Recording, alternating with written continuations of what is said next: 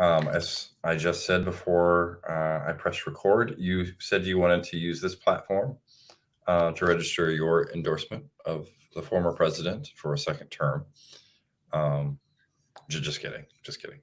I guess one question I do have, though, Rabbi Joseph, is um, when did you stop eating your neighbor's cats and dogs? Yeah. Uh, all are Kosher, not not kosher? kosher.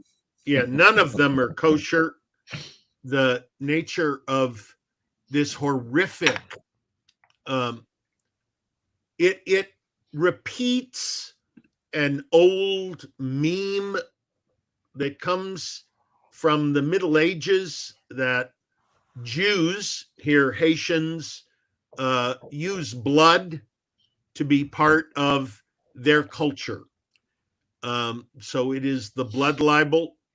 I am terrified as October 7th becomes emergent in our realities this coming week. That destabilized culture fosters fear and panic. Last week, Temple Israel of Minneapolis, where I served, was harassed and threatened in an email about a bomb threat. Their senior rabbi immediately calling the FBI, police. It was not taken to be, quote, credible. There will be more behavior like this. When you are told this is an untruth, you are destabilizing a community. Bomb threats to schools with Haitians. Yeah. This fosters hatred of all. So when Vance is told it's a lie, I know, but I will keep repeating it for the value it provides the campaign. Imagine that. Yeah, so one of the articles you shared with me, the title is Central Conference of American Rabbis Statement on Blood Libel Directed at Haitian Immigrants. And the top of the second paragraph there, it says, disregard for the truth is repugnant to the Jewish people who have historically been victim of such lies. Our Talmudic sages taught God's seal is truth. Across several centuries, Jewish people were the target of blood libels, fictitious and fabricated claims that Jews murdered Christian children to use their blood to make matzvah. Countless Jews were murdered by those who believed these lies. Any intentional corruption of basic morality is an intention to do what the Supreme Court said cannot be done, screaming fire in a crowded theater. And the word truth in Hebrew, emet, has the first letter, the middle letter, and the last letter of the Hebrew alphabet. In other words, it's an all-inclusive idiom for everything that can be said. Imagine I am trying to convince you that a Republican governor, Republican mayor, Republican congressman of the area of Springfield, Ohio, has said, don't come, stop it. And it persists. Now we add Donald J. Trump, whose daughter became a Jew by Orthodox standards, who gets $100 million for his campaign from Miriam Adelson, the wealthiest woman in Israel. And he says at an anti-Semitism program,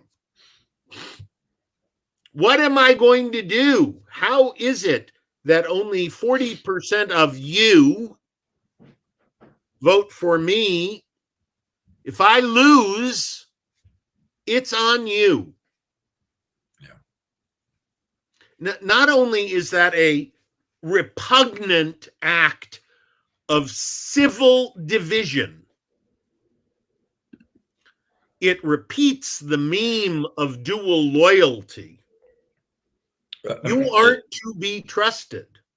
And maybe I'm wrong, but it sounds like it's tilling the field for future scapegoating.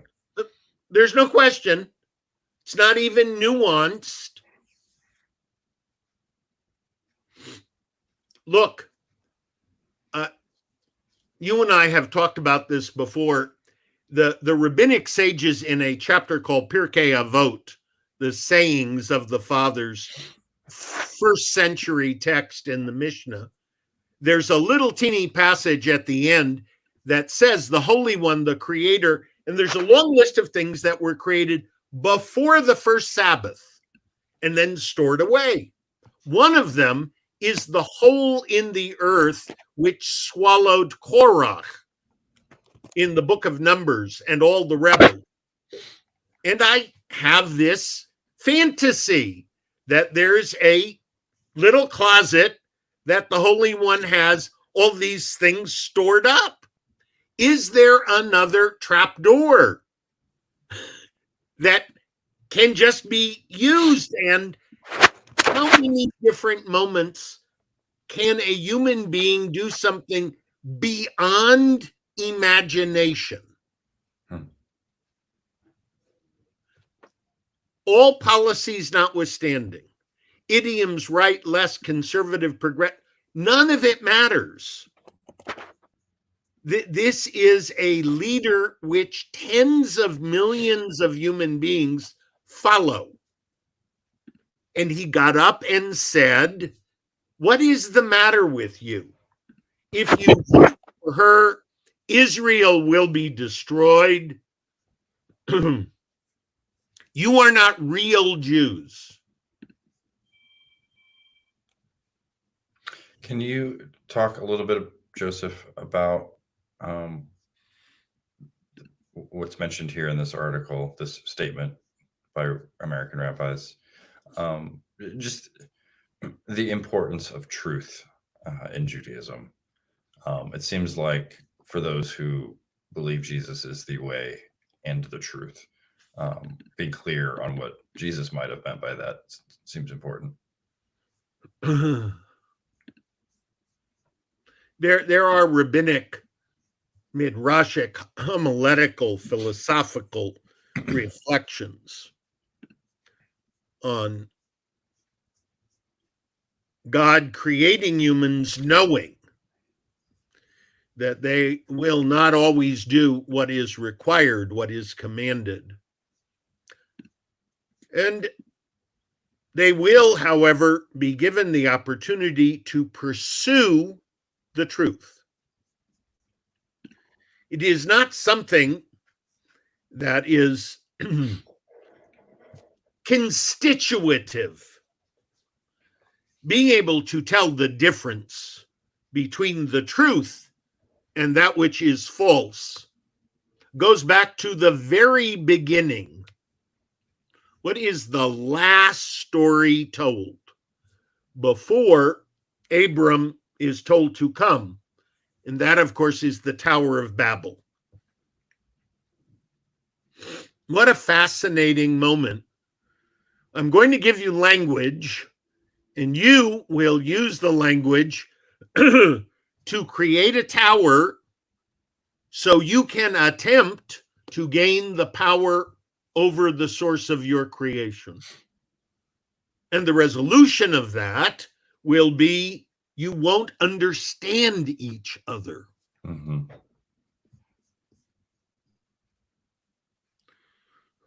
When you intentionally tell a lie, you are doing something to manipulate the core of being human, our language, our discourse. This was not a mistake.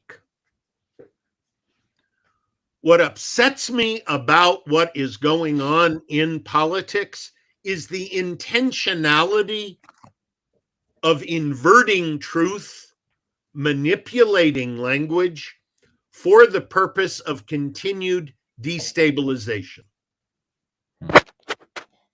That destabilization exhausts people. Far left, far right, what's left in the center? What is it for people like the two of us to engage in areas where I don't know? I want to understand. Please explain to me. Why is a Christian perception of God is love different inherently than God is truth?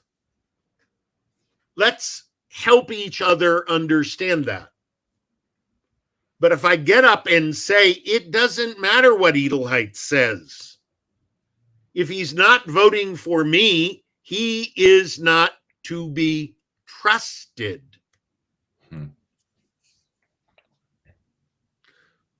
If I'm not to be trusted, if Haitians are not to be trusted, et cetera, how many different categories? I don't want to utter them again. What has happened is that the language which creates an anchor to community has been debased. I was just thinking, and certainly John Howard Yoder is a problematic figure to be mentioning. But Yoder, who was a Mennonite, did write a considerable amount on the importance of precise speech for Mennonites, because telling the truth is so important for Christian witness, and so you have to be very clear and very specific about what you mean and what you say, and the person hearing you has to help you work for that precision,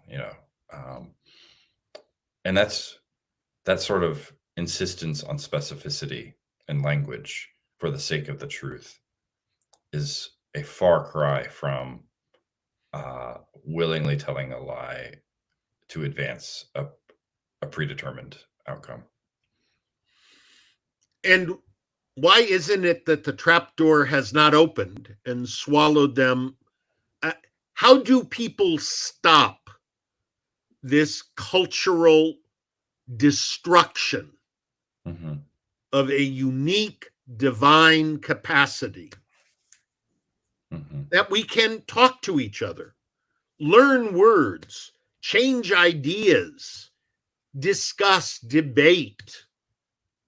How is it that we are not all so disgusted that no, stop it all?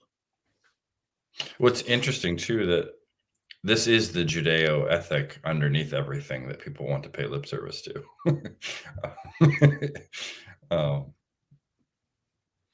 If we allow someone like this to threaten, and it was a threat, what I found so disgusting in front of Jews was to threaten them. What is it that will happen if you lose, sir? What was the reaction to him saying that? I have never seen the Central Conference of American Rabbis, the professional organization of all Reform rabbis, come out with a statement during an election season regarding a candidate per se.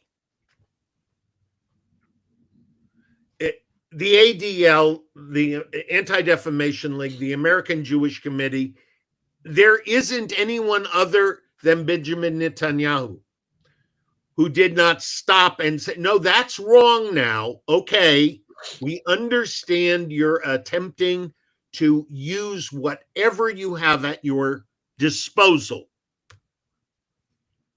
to make this competition work.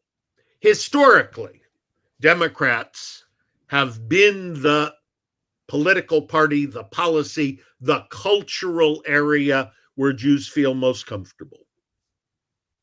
That doesn't mean there aren't always a significant number of Jews who choose for many different reasons. Okay. Can we please remain civil? That is what all my friends, that is everyone I know here now in Rio, what do you think, Rabbi? I think that is a statement that immediately should tell you what is wrong with this person. The country is so bitterly divided.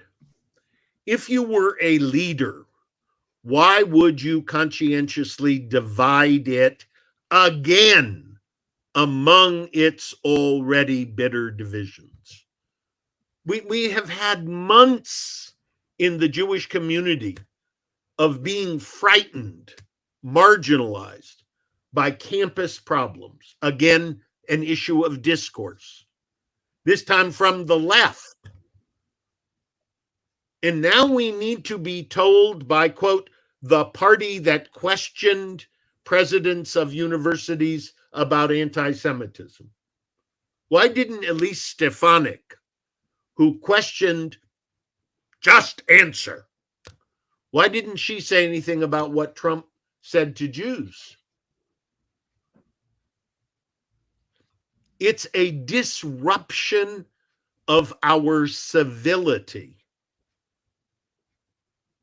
Yeah. So the Washington Post article you sent me, his exact quote was, "If I don't win this election, the Jewish people would really have a lot to do with that if that happens, because at 40%, that means 60% of the people are voting for the enemy." Okay.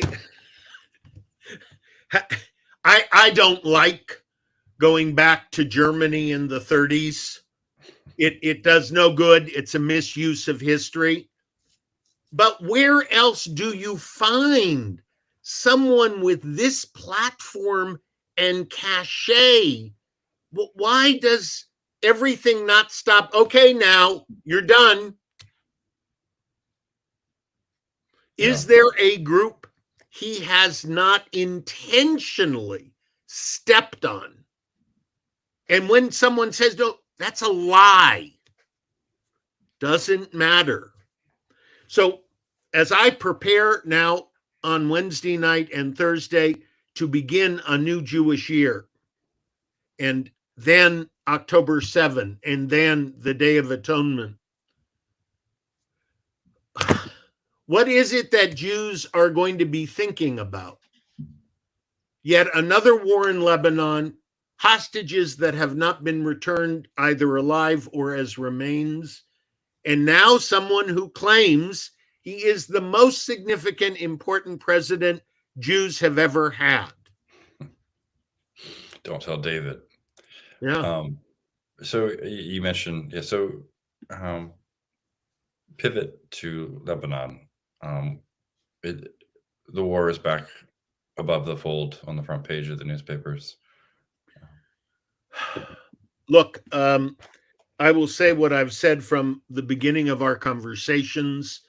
I'm a retired rabbi, college professor. The prosecution of war against terrorist organizations is not one of my skill sets. Here's how I understand it. The Israeli government and its military were so shocked, appalled, embarrassed, horrified by October 7th. And there has yet been no public accounting. They had invested, some say, maybe as long as 10 years of espionage in terms of doing whatever it was they did with the pagers. And then it became clear Hezbollah was figuring it out. So it was a use it or lose it. Meanwhile, they were not ever going to allow Hezbollah to do what Hamas had done. So if they were going to go, once the pagers were used, then they had a plan that would, using their verbiage, decapitate. Is 5 days of massive bombing, including probably a 2,000-pound bomb necessary to destroy the building over the bunker in which Nasrallah was working. If this had occurred in Gaza, would we yet move into genocide? Or would we still be defending ourselves? I don't disagree with Israel's basic presupposition. 65,000 Israelis have been displaced since October 8th, cannot live, go to school, work in their communities. They are refugees in their own country. The Israeli government has an obligation to its citizens, not merely to defend, but to provide an environment of life. And Hezbollah has made it clear it will not stop sending rockets, drones, disrupting life until there's a ceasefire in Gaza. It's now been determined no ceasefire will be agreed to. We can argue about that in another way.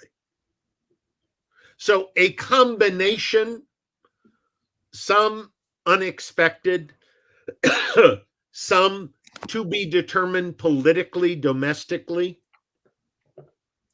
Nasrallah and Hezbollah have killed Americans, were responsible for the Beirut marine disaster. These are terrorist organizations who have supplanted legitimate governments. Hezbollah, not the Lebanese government. Mm-hmm. And let's go back to the question of language for a moment. It is not often that media notes the terrorist reality, both by charter and behavior, of Hezbollah and Hamas. These are not movements. These are military propaganda terrorist organizations, mm-hmm. whose sole goal is destabilizing the West, and also Russia. They do not want a stable environment. And so, what will it mean for Iran to now support its proxy? Will there be a war? Well, my friends in Israel are going to begin Rosh Hashanah in a war. Imagine running a service as you do as a pastor. And as part of that, you now must acknowledge, I can't run a service unless my congregation has access to a bunker. Yeah. Oh, the bunker is below. How will I get the people in wheelchairs there? I can't go out to a park unless I know everyone can be safe.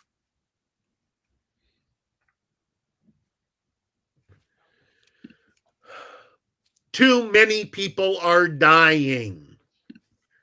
Israelis, various Palestinians, Lebanese, got too many people are dying, period. But also in the Ukraine, also in the Sudan. This is not simply only an issue of Israel deciding to kill. There are too many people dying. I admit that. How do you have a negotiated conversation with a terrorist organization whose radical Islamic statements begin with the termination and elimination of a Zionist, racist oppressor? So, you mentioned Hezbollah disrupting life in Israel. I feel like one of the aspects that I have not seen in the news enough is just what day-to-day life is like in Israel during this past year? There is no normative life in the South per se, or in the North per se. Central Israel, Jerusalem, parts of the settled West Bank, Tel Aviv. But these larger missiles that Hezbollah has will go to Jerusalem and Tel Aviv. And there were sirens, and they were taken out by the Israeli Missile Defense Force. So I don't know what the word normal means when you're at war with a terrorist organization that Israeli intelligence confirms has more than 100,000 rockets, missiles, and drones.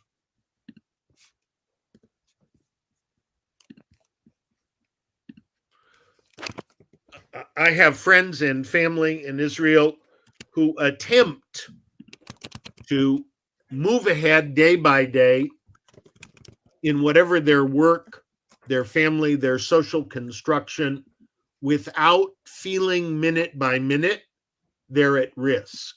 Mm-hmm. So it goes back to the first word you and I have discussed many times. What does safety mean? Yeah. Receiving the letter from my congregation, where my children pray, there was a bomb threat via email. Do you shrug your shoulders? Come on, that's ridiculous. I don't think you can be responsible and assume you're safe. FBI, all the security, okay, it's okay, don't worry. It's the don't worry that I think is no longer normative. Mm-hmm.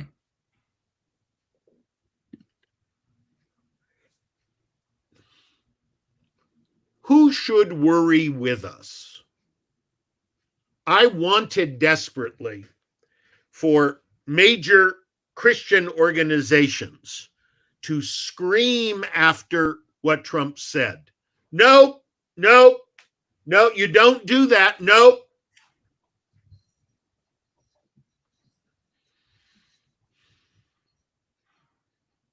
As Christians, we don't do that. Yeah. The idea that somehow your behavior is immediately equated as enemies. Yeah. Yeah. We may not agree on issues of abortion, homosexuality. So the disagreement now is equated with enemies.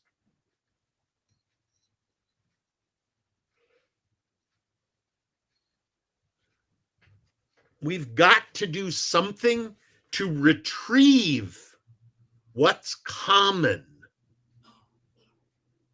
So what frame do so what, it's roughly 40% of Jewish Americans vote for Donald Trump? I think the last quote actual proven data was between 35 and 38. Okay. What is so do they just allow these words to wash over them? Do they justify them in some way? They put them in a bucket and forget Norm about them? Coleman, who was a U.S. Senator from St. Paul, Jewish, whom I've met on many occasions.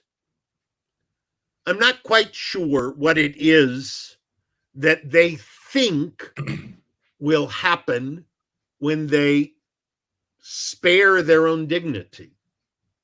I don't know, Jason. How can it be that any woman can not find herself in any number of his statements and behavior and then look at herself and say, no, I get it. I understand. So I don't understand Jews who have tried to gloss this, and many have. Immediately then saying, no, no, he's trying to help us. That was the defense. You misunderstand. He doesn't make himself clear. He is trying to make sure the Jewish community is helped.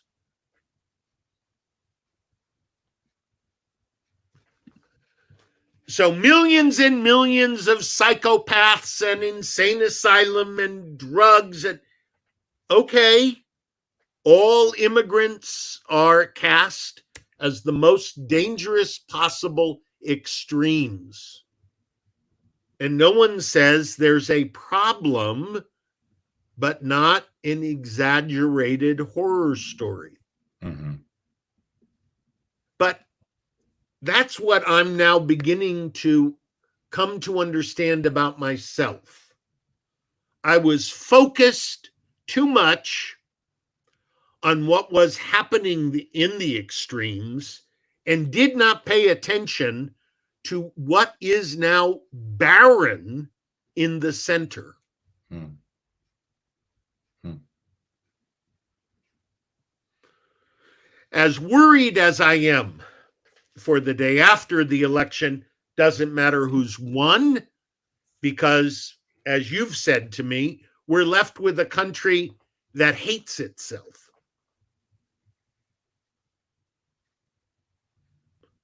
The winner will look at the loser,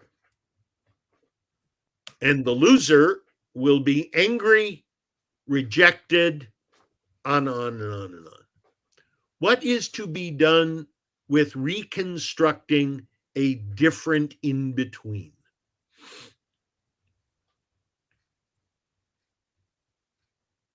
How do we help each other say, no, you don't call one group of people the enemy. You don't do that with anybody. Ever. Do we have to go back and deal with how children behave in a sandbox in preschool?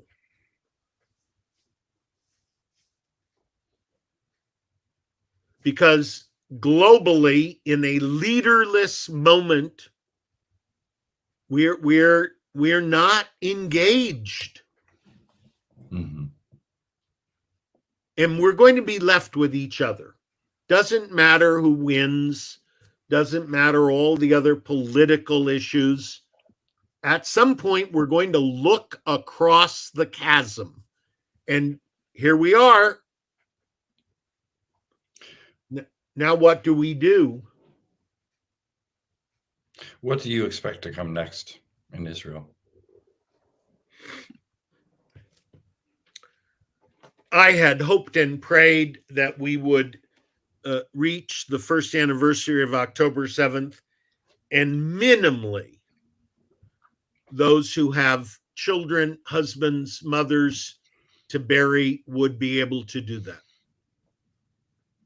I remain shocked beyond description at the indecency of taking corpses as hostages. I don't have a vocabulary, and that's not going to happen. So this is the war that doesn't end. And again, it's intentional and it's complex. We haven't begun to understand the depth of the trauma. Yeah. I think they'll be done in Lebanon very quickly. I don't, again, know about prosecuting the war. Will it even be necessary to move a land group into it? What will Iran choose to do? How will it position itself? I don't know. I don't see any hope internally within the Israeli government constellation. And the nature of politics in Israel does not permit access to creating a new government coalition.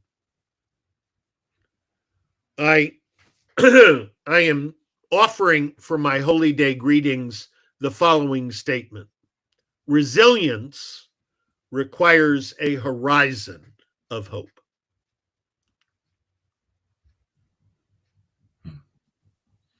And I'm suggesting that all of us, and I include you, a clergy brother, that may be what people need the most from us. What is that horizon of hope? Mm-hmm. Maybe reinterpreting scripture, maybe renewing songs and hymn, maybe admitting we're going to have to start at the beginning again.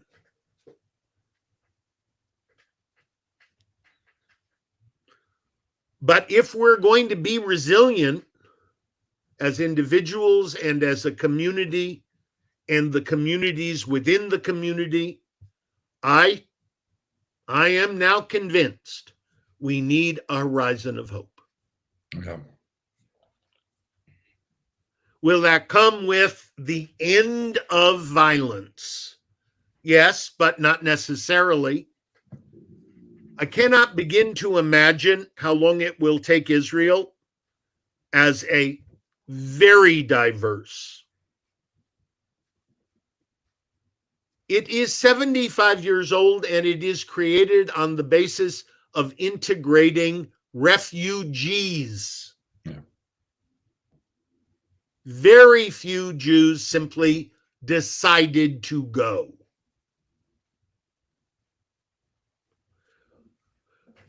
It was bitterly divided before October 7th. Can it be more bitterly divided? While simultaneously, we agree you should do whatever you can to destroy Hezbollah.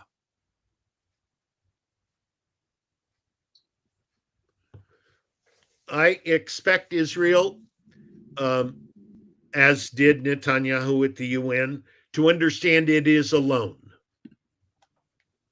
It won't be alone as a incarnation of being a victim. That's not why it's alone. Mm-hmm. It's alone because that is the political dynamic of the world in which we're living.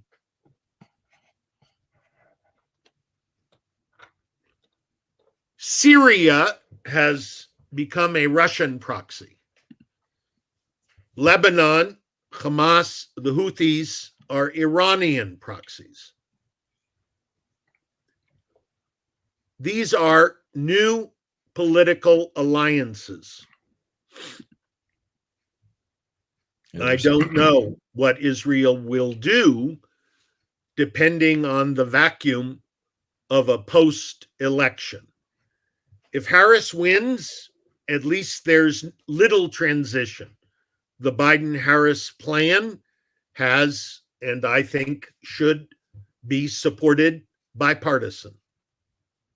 If Trump wins, how could I begin to imagine what he will do?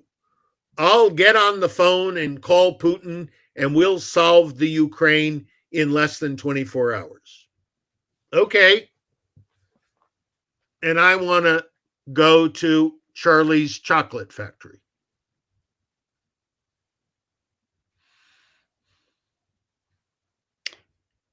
Yeah, there's a op-ed by Thomas Friedman this morning or yesterday, what this Israeli, Hezbollah, Hamas, Iran conflict is really about. And then he goes to talk about the wider global network of Iran, Russia, North Korea, and China, trying to frustrate choice and economic freedom among these other countries. I agree with his analysis, but he isn't able to help us understand how the current leader, spokesperson of a Republican Party Mm-hmm. is an isolationist in his analysis, wants to destabilize post-World War II alliances. Where does that fit? I do remember a large exhibit at the Holocaust Museum in Jerusalem detailing just how isolationist the U.S. was up in until it could no longer be so in the Second World War, and the effect that had on Jewish refugees. The documentary of a couple of years ago, The Holocaust in the U.S., was about the politicized nature of anti-Semitism that prohibited by government edict Jewish refugees finding safety.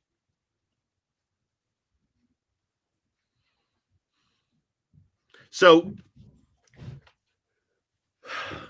we both know the Chinese curse, may you live in interesting times.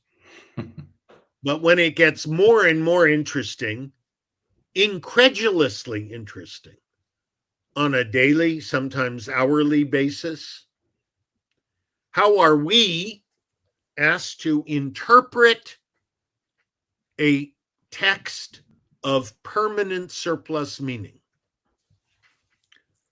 Where are we to begin to help our communities hold on to the fragility of faith?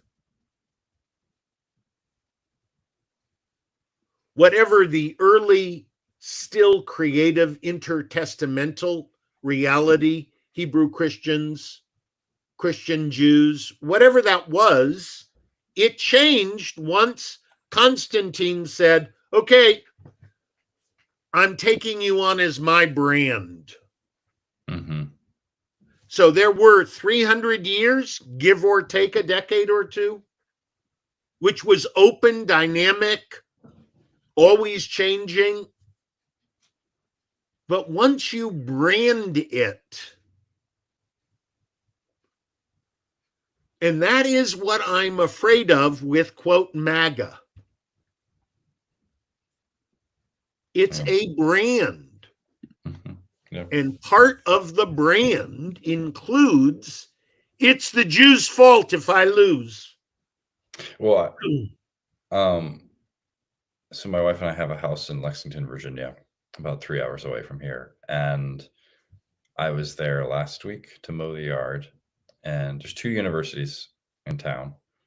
And I was at a red light in the downtown, and it took a couple lights for it to register. So there was an F-150 in front of me with a moderate sized American flag being flown from the right passenger side window mirror. There was a Trump sticker on the back window, which is common in that part of Virginia. And then on the tailgate of the truck was a great big swastika. And I've never seen anything like that before.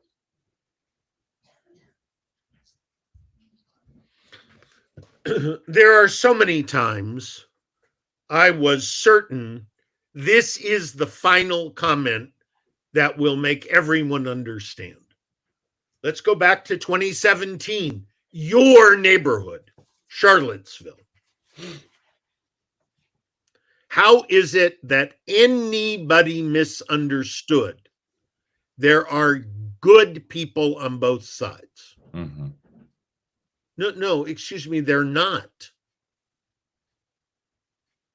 It's not just a dangerous false equivalency. There are factually not good people on both sides. And the erosion, let's go back to truth.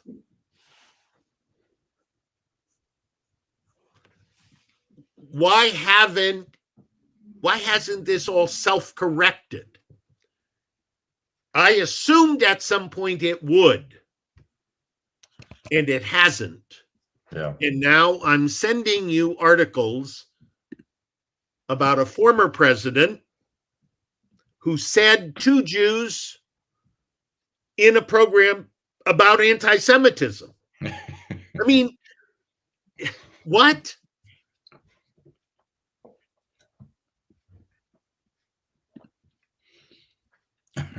We are going to have much as they have in Israel, much as they have in the Ukraine, in the Sudan. We have to stop and acknowledge the reality before we can change, reconstruct, and rebuild. So, what do you have planned for October 7th? I will be with my children in Brooklyn. I'm not sure what I will do while I'm in New York. I've written an essay. I gave you a copy that will be published in a French journal. Hoping to get people into new conversations. That is my personal pledge as I begin another Jewish year. I'm profoundly grateful for the podcasts we've done, the conversations we've had. Saddened that my admission that I'm a Zionist has now denied me access to some places. Confused about that. But I've decided I won't allow October 7 to embitter me. The last part of my essay, I say, I don't know what day it is, but I know I have to be ready as a Jew. Yeah. For new questions and new engagement. People have challenged me, Jason. So, how did all your work in interfaith relations, how did that go during the past year?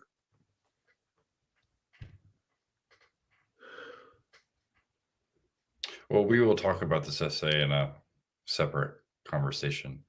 Yeah, and we can make it available. I think those who listen, I ask them please to understand why I raised the question of Donald Trump's statement.